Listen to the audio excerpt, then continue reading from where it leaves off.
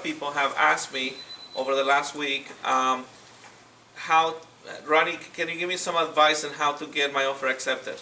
Because right now we're in a tough market. There's low inventory, there's a lot of buyers, there's a lot of competition. Everybody knows that. Everybody in this office is probably going through the same hoops. I came up with some advice that I can give you.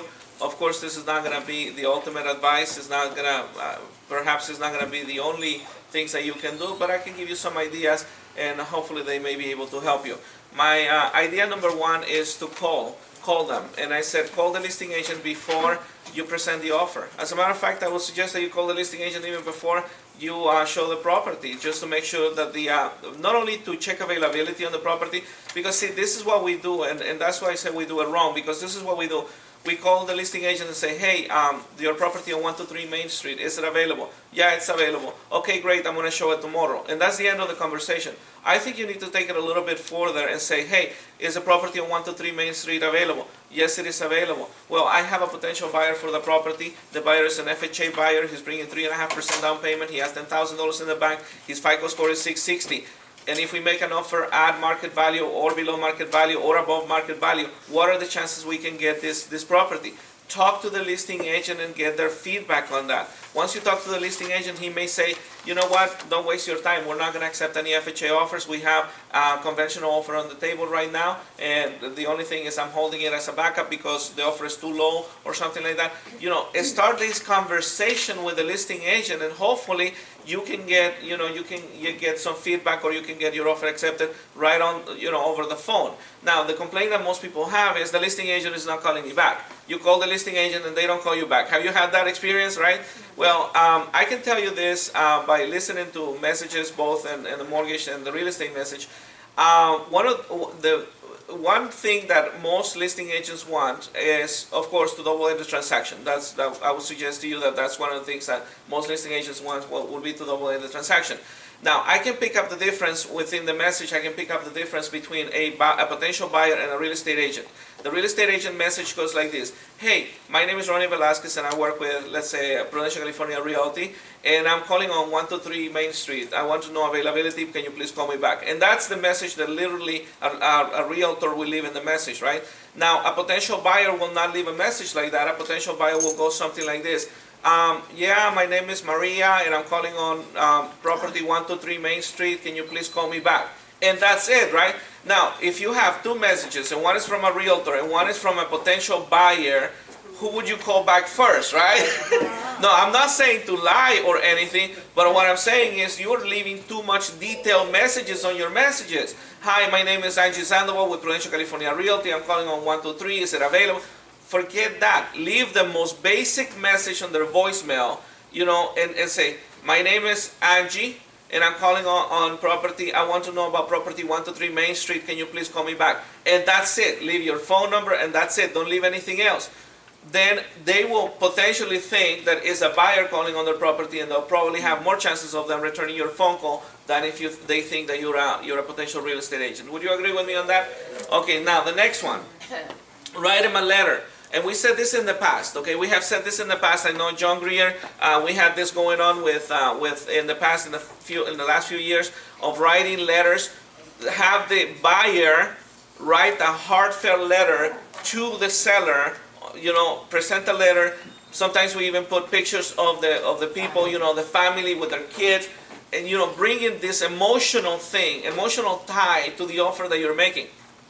Even though you're making offers on bank-owned properties, it doesn't matter. Guess what? Somebody is going to be reading that letter. Somebody is going to be receiving that letter and reading that letter. And guess what? If I have this family tied up to the offer, and I have two offers that are potentially the same, chances are I'm going to be biased a little bit towards the one that wrote me the nice letter and have pictures of the family and the kids and the dog and whatever. You know what I'm saying? And like I always say, if make it emotional, bring a couple of water and just drop it in there like it's like you cried over the letter or something, Just make it emotional, hopefully that's gonna make your offer a little bit more emotional, and it's gonna make it go through a little bit better. Make it simple. The next one is make it simple. Guys, I receive contracts every day, of course, in mortgage financing, and some of those contracts and offers and counter offers are so complicated, and so the verbiage is just so complex. I have to go back and I'm like, what? You know, and I go here and I'm like, well, this one doesn't match with this one here, and what exactly? It's like they're going back in circles, you know.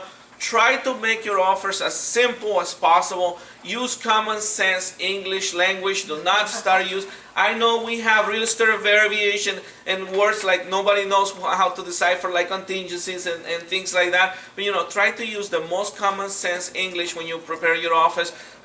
Try to make it as simple as possible. When it comes to, you know, I read lines. I can think of anything right now, but I read lines, for example, that says, well, you know, according to market value of the property, we are offering a potential sales price of $325,000.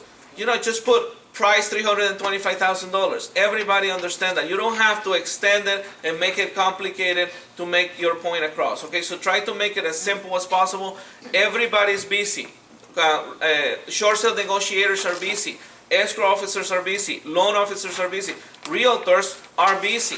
Nobody has the time to sit down and try to decipher what it says on the contract if you make it too complicated. So make it simple, make it short, and that's what I want to say. Spell it out. Number 4, spell it out. Spell it out comes to the net of what the seller is going to receive. This is an advice that I got from an REO agent. He said to me, listen, Ronnie, I sent an offer. Of course, we sent an offer with Mona, and we were asking for, you know, home inspection and termite and this and that. And the listing agent just called me and said, you know, Ronnie, I don't have time to read your offer. Can you just put me on the letterhead how much my seller is gonna net? That's all I want to know. Because if I have to grab my calculator and try to calculate how much my seller is gonna net on this transaction, forget it. I'm just gonna put your offer away. I'm gonna get another offer. So what I'm trying to say by this is that if you're asking for concessions, if you're asking for seller closing costs, if you're asking for termite, home warranty, etc., in the cover page that you're sending with your offer, you may want to just disclose that and say, this is the purchase price, $350,000. This is how much we're asking for home warranty, $500. This is how much for termite, $500. This is how much for seller concession, $3,000. This is the net of the offer. And I'm telling you right now, if you just put that in the cover page, you're going to make their life so much easier. They're going to love you because they don't have to go through the entire contract to try to figure out how much they're going to net. You have to remember that they're comparing offers between other offers. You have 5, 6, 7 offers. If you have 7 offers and they all look the same, and I got one that actually spells out how much I'm going to net, I'm going to actually read this one first and put the other ones aside. You understand what I'm saying? So that's what I try to say when I do that. Financing package. Make sure that when you're sending the financing package for your buyer, make sure that you include everything that it needs to include. Your financing package from your lender has to include the pre-approval letter, number 1, the FICO sheet, number 2, with the FICO scores, DU findings, number 3, and hopefully even a copy of a bank statement and a paycheck stub, so at least they know that they have the funds, and yes, that they're employed and they're not just making it up. They're not making up the employment. All of those things need to be in the package, and you should request that from your lender. If I'm your lender, then request it from me. I'll be more than happy to provide whatever you ask me to provide. So please, include those things in the financing package.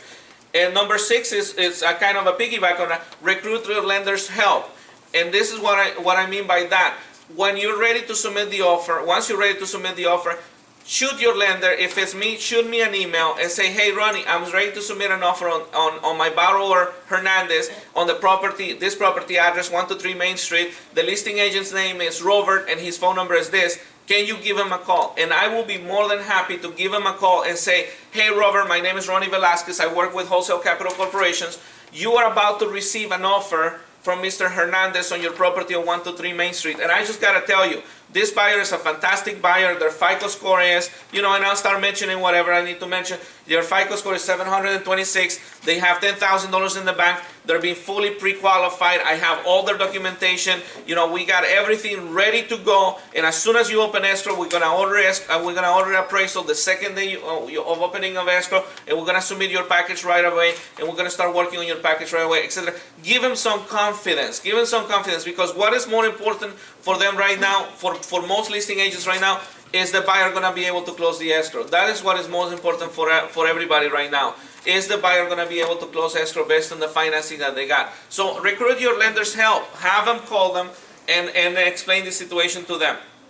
And number 7 is, instead of, if the listing agent is a local listing agent, call the office, find out when they're in the office, and instead of sending the offers through email or sending over by fax, go and present the offer yourself. And guess what? Spend 5 minutes with them, present the offer, spend 5 minutes with them and say, hey, can you review the offer? Can you tell me if there's anything in here that we can improve to make this offer better, more acceptable? Do you want me to change something? You want me to revise something? You want me to take something away? You know, I'll be more than happy to. I have my buyers on a speed dial right now waiting for me and have that done. You know, I have my buyers on a speed dial right now. If you want me to increase it, you know, $5,000 or whatever, I'll give them a call and see what they say, and so we can arrange it and have that negotiation done at that moment. If they're local, of course, some of them are not local, but if they're local, please do something like that. Like I said, this may not be all of the answers for getting your offers accepted, but at least it's gonna get you a step further. And that's just that's what I'm trying to do, is get you a step further, try to get you a little bit closer to get to the escrow table, right? So thank you very much for that.